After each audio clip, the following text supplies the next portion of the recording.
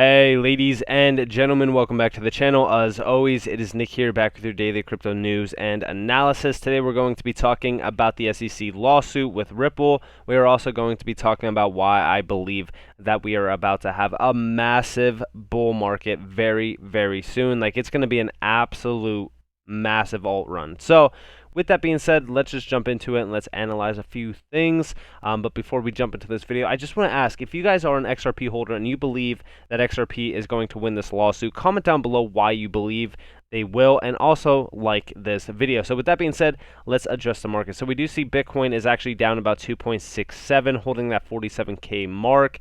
The total market cap for crypto is still sitting around that $2.10 trillion market cap, down about 0.82%. But we do see Ethereum outperforming Bitcoin currently, and we're actually going to be addressing that and talking about that later on in this video as well.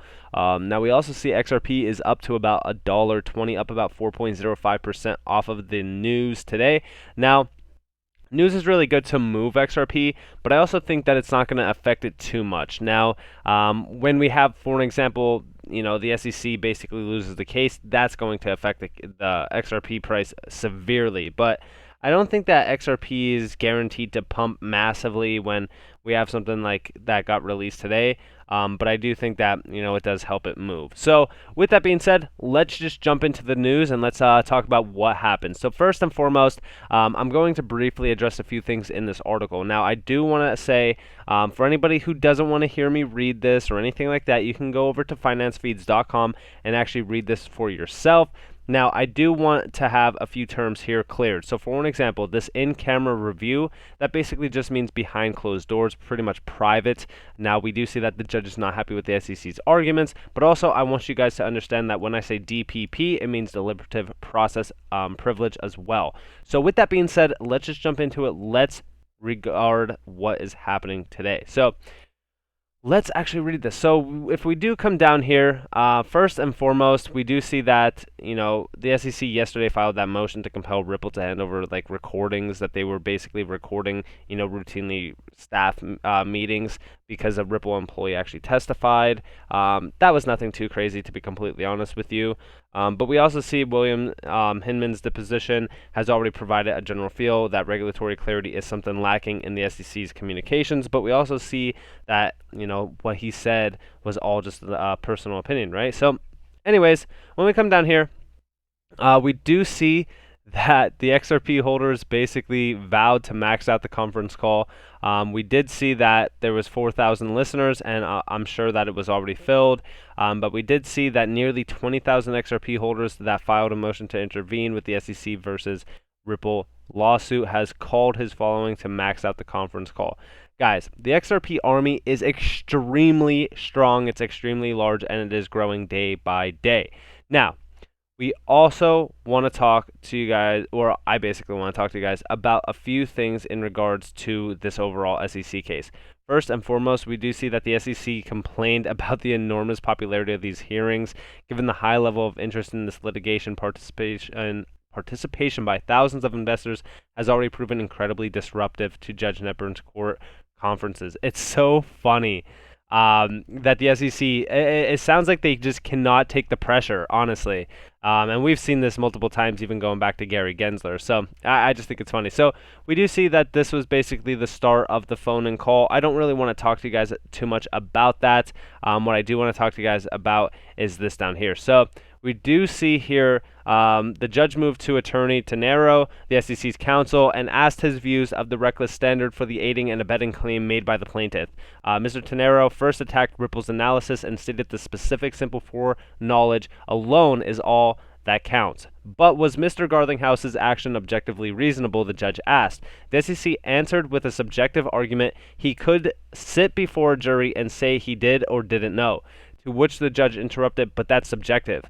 We also see the judge asked again, and Mr. Tenero repeated himself, i.e. not offering an objective interpretation of Garlinghouse's alleged aiding and abetting of an unregistered securities offering. Then the SEC counsel complained that Ripple wants to collapse everything into digital asset law and look at everything internally and swing the door open, which would be very damaging. It's so funny that, I was in a few call-ins in the past, and it just seems like the SEC, like their entire legal side, just does not know pretty much anything. Like they are so far behind in this overall case, and I'm not talking about so far behind in terms of like understanding or the knowledge behind it. I'm talking about like we have taken leaps ahead of them in wins over the SEC. There is absolutely no way, in my opinion, that we lose this lawsuit. If we do, I don't know. I'm going to be calling for corruption or something, like some, backdoor deal or something that happened, because there's no way. We even see here, judge wants to see privileged documents with her own eyes. Judge Netburn asked why the court can't look at that and if needs to determine dates on what was deliberation, or is it an ongoing thing. Mr. Tenero explained there is a pre-decisional and post-decisional process, and there are plenty of examples in the privilege logs to argue different concurrent deliberative processes.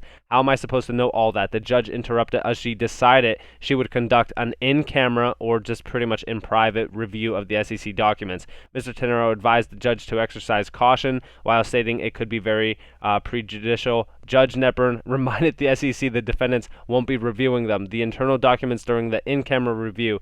The judge will thus proceed with reviewing the SEC's internal documents on her own and then rule on the deliberative process privilege, the DPP, claimed by the SEC. The ruling should be made after September 28th. So I'm just going to say right now, like September, I said it multiple times that September could be a massive month for crypto, but I think that it could be even bigger for XRP and Ripple, because this is actually huge in regards to what could actually happen with this, because a lot of that, those documents, those internal documents of the SEC, what could actually be included in that could be very pretty much changing for this entire case. It could collapse on the SEC, or it could further the idea that, hey, they're in the clear. But we all know that those internal documents are nothing to disregard. Now, we also see here, this is pretty much the overall idea on what just happened. We do see here Netburn will order an in-camera review. These documents will be extremely important for what's to come. But we do see here, she adds that her ruling should indicate to the SEC whether other DPP assertions were or were not proper, and that there may be other documents it should produce. Now, like I said, keep a close eye out on September 28th. Now, I also want to talk to you guys a little bit about utility cases behind XRP. Now, I'm just going to play this shortly and very briefly. What's interesting about XRP is there is quite a lot of use cases. Now, I know a bunch of Bitcoin people hate it. It's not decentralized enough. I don't care. It's, are people using it?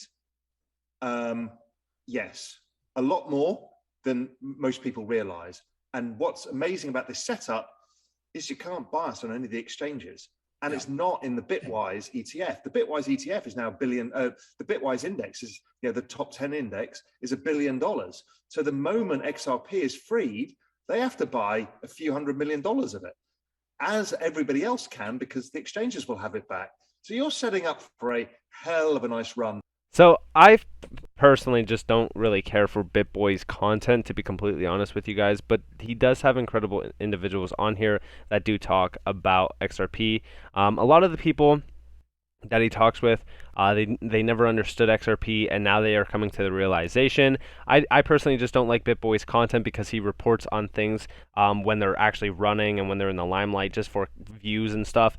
Now, in regards to this, I don't even care for the idea on utility cases behind it, or are people using it. Yes, a lot more than people realize. Yeah, we already know that. What I want to talk about is the idea that a lot more people will have to buy XRP very, very soon, in regards to the idea that, this could easily win the lawsuit for XRP, which would provide an immense amount of value for XRP and XRP holders, because at that point, we will see a massive run in the market for XRP. Now, I do want to talk to you guys about that massive run, right? So when I go back to Ethereum, Ethereum is outperforming Bitcoin right now. Now, the big thing about this is we go to this, right? This goes 8 hours ago. The great crypto flippening. Can Ethereum overtake Bitcoin? You know what's funny about this? We heard this back in 2017 and 2018. I don't know if any of you guys actually remember this, but there was many talks about the Ethereum flippening. And you know what's funny about this? Check this out. So this is the path to the alt season. Phase 1, Bitcoin. Money flows in to Bitcoin, causing price surges. We see the money or the phase overlap. This is the money flow, guys. So money flows into Ethereum, but it struggles to keep up with Bitcoin. Ethereum goes back and forth with Bitcoin and starts outperforming it. Guys, phase 2. Ethereum is outperforming Bitcoin, and we hear talks of the flippening. We are in phase 2. We do see money is starting to trickle into large caps, where we see large buy-ups happening.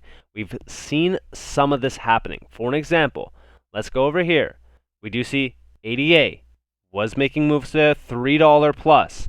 We also see Solana up 52%. And I know that this isn't a large cap gem because this has only 291 million in circulating supply, but I'm just saying the market cap for this is astronomically high. Not astronomically high, but it is pretty high. I mean, 31.5 billion, that's pretty high. Now, I think that we are going to start seeing a lot more money flowing into these large cap gems, and XRP is a large cap gem. So I do think that this is pretty much what is happening right now. We are in phase 2 of alt season, and I do think that it's only a matter of time before money is starting to trickle into these large cap assets, especially even, XRP, even HBAR, few of those assets as well. And then we also see phase 3, large caps. Now, down here, we do see Ethereum has been outperforming Bitcoin and large caps are going parabolic. Regardless of market cap, some altcoins with strong fundamentals are having pumps. Guys, here is the alt season. Now, this is going to take some time. I do think that Ethereum will continue to outperform for a little bit of time before Bitcoin does retake the wheel. And I think that will pretty much march into the idea of money trickling into large caps as well. But I think that Ethereum will continue to outperform. I think Ethereum is about to run to 10K plus most likely. It is hard to tell if it is actually going to hit 10K. I think it's somewhere around 7,500 to about that $9,500 range. And then I think that at that point, we will see a lot of money trickle into XRP. So I think that we are ranging to have a massive bull run, similar to the 2017-2018 bull run as well. And I think that it's only a matter of time before we actually will see this actually play out. But I do think that it's actually going to be incredible as well. So with that being said, I hope that you all are ready for a massive alt season. Let me know what you guys think about XRP down in the comments below, like I said. Guys, I hope that you all enjoyed this video. If you guys did, definitely leave a like, subscribe, turn notifications on. If you guys don't want free content, you guys are more than welcome to follow me on Twitter and join the free Discord down in the description below. I hope that you all have a beautiful day or beautiful night, or wherever you guys are in this beautiful world. This has been Nick. Peace out, guys.